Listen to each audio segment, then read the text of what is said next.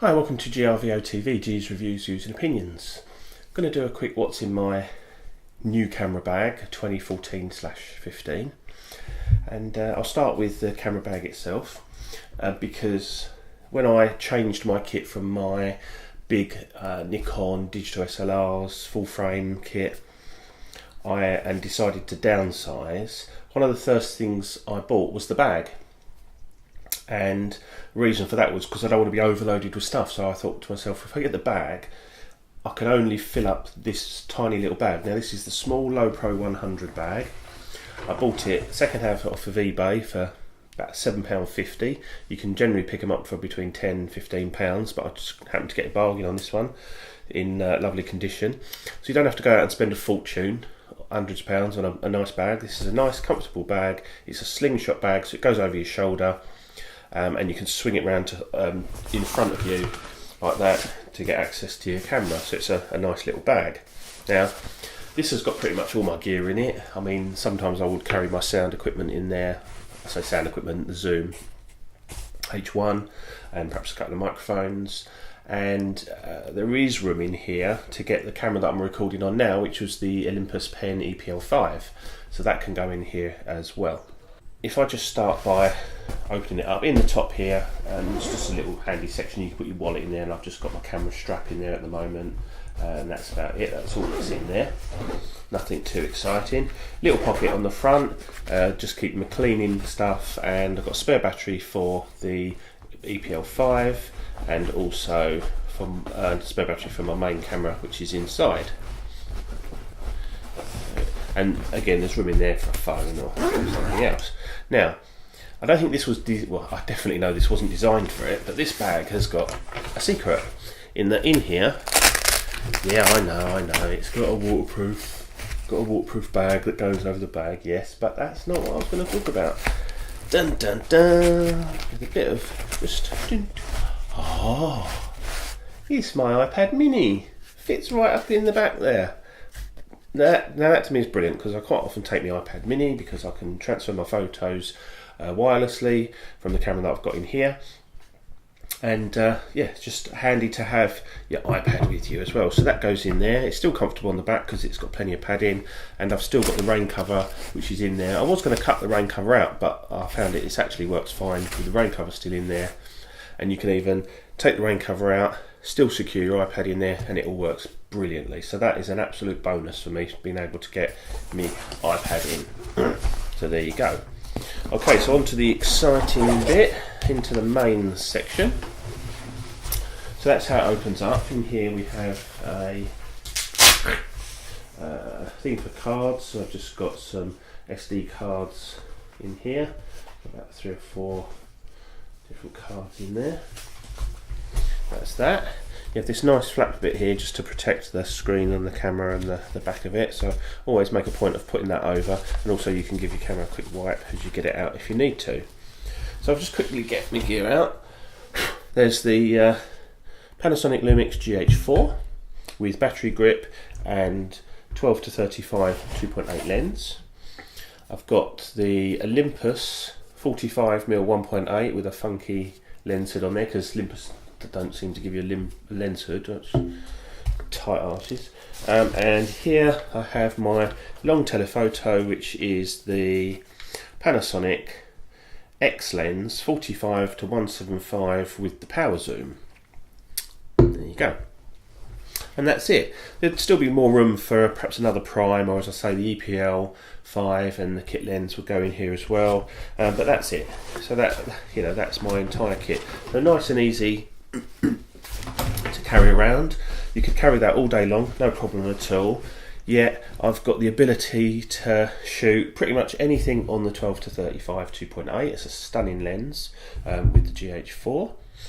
I've got the 45 1.8, which is my portrait / low light lens. Now, I went for the 45 1.8 because when I look at my photos, even when I'm doing indoor stuff, I'm generally pulling in tight on faces, so that they might be sort of natural portraits.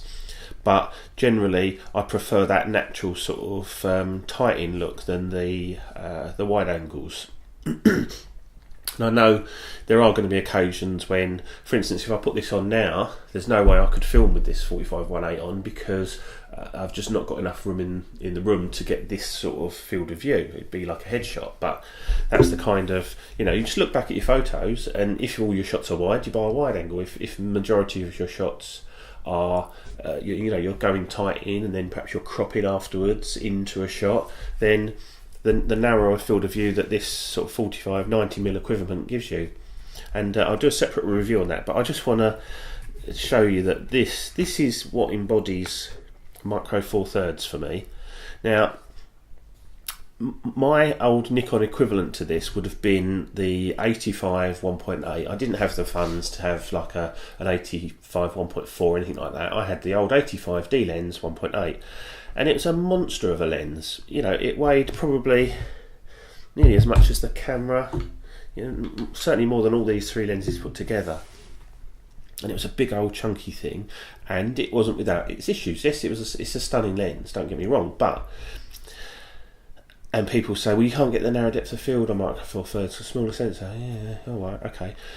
So that's a 1.8, this was a 1.8. Now, equivalent for this is probably about 2.8 on that lens. However, on the 85 1.8, when you stopped it down to f1.8, your images got ever so slightly softer, not horrendous, but softer, and it really suffered badly from chromatic aberrations and purple fringing, whatever you want to call it.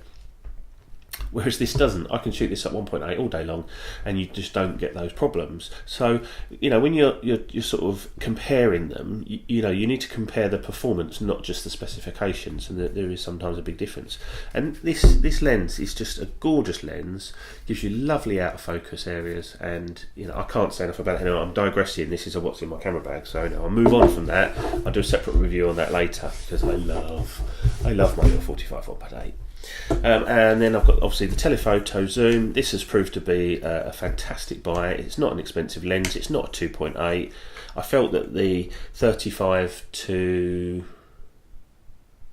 the 35 to 100 2.8 just doesn't give me enough reach, whereas this 45 to 175 gives me the reach I need. I can still get really nice bokeh on it, and it's just a wonderful lens. And again, this really does embody the Micro Four Thirds in that it's just, look at that, it's tiny, absolutely tiny. When I've been lumping around my 70 to 200 2.8, it's like, it's just so refreshing to do this. I'm so pleased I've done this, to the point where we're selling my old D7000, which I always said I'd keep. That's for sale at the moment, and we're going to get a GH3. So we'll have a GH4, a GH3, and I've got the Olympus, obviously the pen as well. So there you go. That's what's in my camera bag now that I've downsized and gone Micro Four Thirds.